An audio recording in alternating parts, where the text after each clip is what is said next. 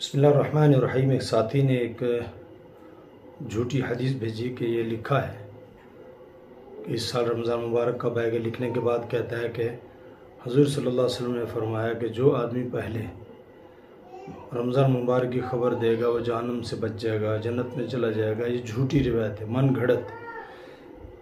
کتب احادیث میں کہیں یہ ذکر نہیں ہے، اس لیے البتہ یہ صحیح حدیث ہے کہ حضور صلی اللہ علیہ وسلم نے ارشاد فرمایا من کذب علیہ متعمدا فلیتبوأ مقعدہ من النار، کہ جو آدمی مجھ پر جھوٹ گھڑے جان بوجھ کر، جو مجھ پر جان بوجھ کر جھوٹ گھڑے وہ جہنم میں اپنا ٹھکانہ بنا لے۔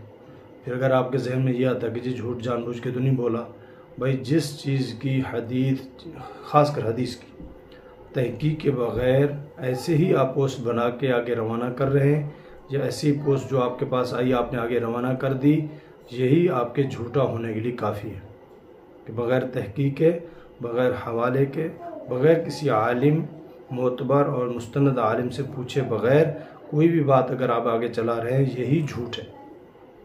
یہ چھوٹی بات نہیں ہے۔ ائمہ حدیث وہ کسی نے اگر کبھی بھی ان کی طرف سے جھوٹ ثابت ہو جائے تو ان کو کذاب کہتے ہیں۔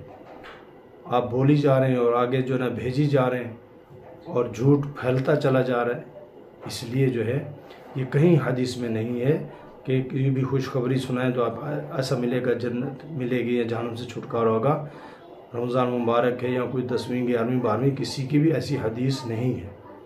البتہ یہ صحیح حدیث ہے کہ اگر آپ جھوٹ بولتے ہیں اللہ کے رسول پر تو جہنم میں اپنا مکان تیار ہو۔ اللہ تعالی ہم سب کو جھوٹ بولنے سے محفوظ فرمائے، سچ کی عادت ڈالے۔ سچ جو ہے آدمی کو جنت میں لے جاتا ہے، جھوٹ آدمی کو جہنم میں لے کر جاتا ہے۔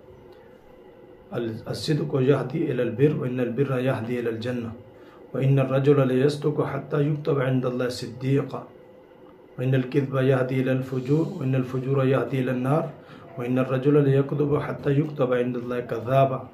جھوٹ بولنے کا عادی اللہ کے یہاں جھوٹا لکھا جاتا ہے، اور بڑا جھوٹا۔ سچ بولنے کا عادی وہ سچ بولتا ہے، اللہ کے ہاں صدیق لکھا جاتا ہے۔ اس لیے اس میں احتیاط بہت ضروری، خاص کر حدیث، قرآن، صحابہ کی طرف کسی چیز کو منسوب کرنے میں بہت احتیاط کی ضرورت ہے۔ وآخر دعوانا الحمدللہ رب العالمین۔